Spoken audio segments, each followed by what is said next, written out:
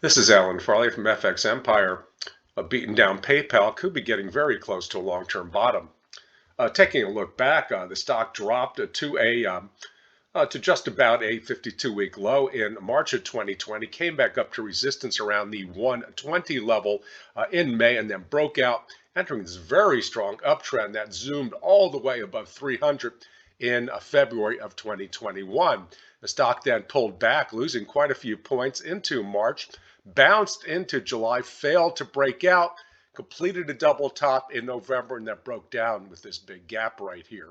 Now the sell-off got down to about the 180 level, and you can see what's going on for about the last 6 weeks.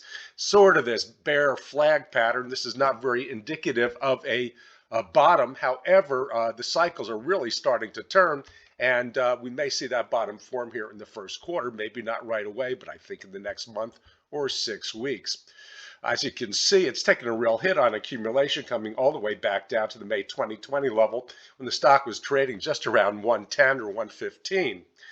Now, the good news starts when you start moving out to higher levels. As you can see on a weekly chart, we do have a weekly positive sign here. We have a weekly buy cycle going on.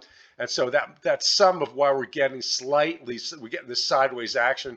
We're not really getting any buying interest. We're not coming up and testing this level, which is this very strong resistance level. And as this 50-week moving average comes down, it's going to get to be an even stronger resistance level. Now, keep in mind, we also have this down here at 170, which is the 200-week moving average. And if we do get down here to 170, which is also the 618 retracement, I think you could start to buy blind. In other words, you start to buy on price rather than price action. So that's a good place for folks who like falling knives to step in.